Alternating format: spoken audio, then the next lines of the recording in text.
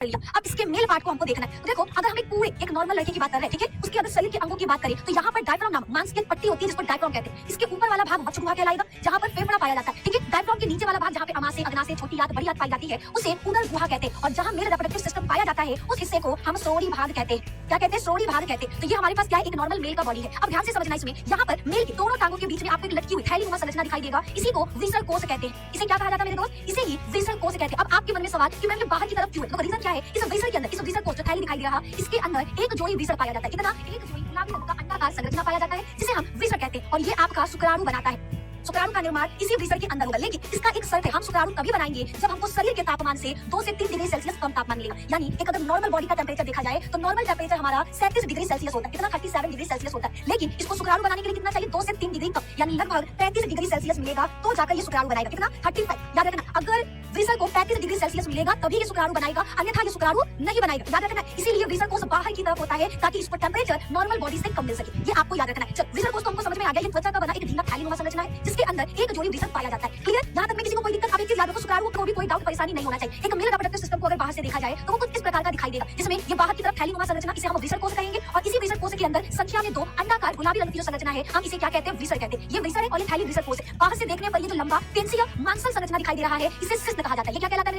ये विसर कोष, ये सिस्न और विसर कोष के अंदर पाया जाता है विसर। इतना आपको